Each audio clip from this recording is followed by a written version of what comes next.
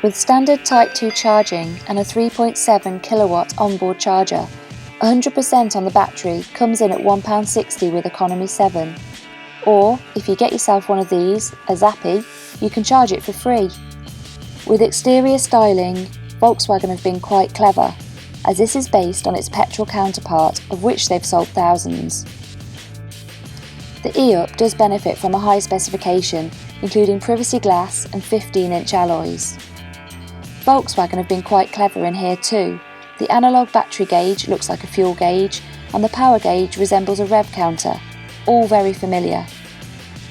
Standard automatic gear shift with variable regen that would rival any Tesla, and ergonomically, as you'd expect from the Germans, is pretty perfect. Hello and welcome to another episode, and welcome to the Volkswagen e-up. This has fast become one of my favourite EVs. From the outside there's very little difference between this and the internal combustion up, except for these big smiley face LED daytime running lights. However, if you come round to the sides and the back, you get an e-up badge here, and blue accents in the Volkswagen badge. Strangely, you only get a rake adjustment on the steering column, but with the height adjustable seat, there's plenty of room for the driver. Even with the driver's seat in its rearmost position, there's still plenty of leg and headroom for the backseat passengers. So the e-up is a super mini, so please don't expect anything amazing when you open this boot. It is pretty small, but when you pull the false floor up, you could probably get a couple of kids in there. However, most of you are probably more interested in how it drives and how far it goes, so let's take it for a whiz. Firstly, I'm going to get this out of the way. I'm not a fan of Volkswagen after what happened with the emissions scandal. However, they do build very good cars, and this is no exception. Through the week I've seen a range of about 65 to 75 miles per charge, and it has a rated range of 99, but I don't think we're ever going to see that. The e-up comes with DC rapid charging, which means it's not restricted to town driving, and I feel it may be doing a slightly longer journey in the next few days. In terms of acceleration, it's not as fast as the BMW i3, but it feels much faster than the Leaf. It's got an 18.7 kilowatt-hour lithium-ion battery, but when we've been plugging it into our Zappy, it's been taking an average of 20 kilowatt-hours.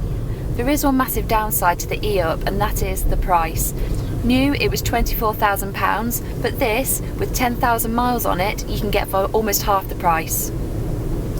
I think Volkswagen have tried to offset that by putting every conceivable extra in this car. It comes with heated seats, heated front and rear screens, infotainment system, navigation, Bluetooth, everything you could possibly want. One gripe of mine with having a heated windscreen is in certain conditions the elements distort your vision.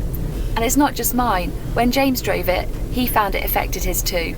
Another gripe of mine is the infotainment system. It's a bit clunky, it's a bit slow, and it does feel a little bit like an afterthought, which is a shame, but maybe it was to justify that £24,000 price tag.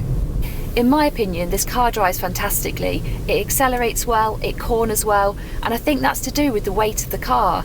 At just over 1,100 kilos, Volkswagen have done an amazing job at keeping the weight low.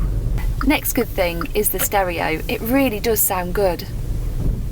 You can't leave me here alone. I'm just trying to do what's right.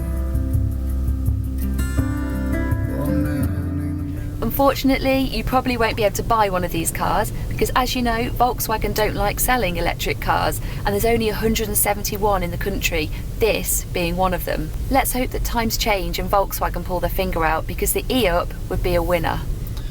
Overall, this is a great car, and if you can buy one, do if you can get one second hand and at the right price. Thanks for watching, I hope you've enjoyed it, and we'll see you in another video.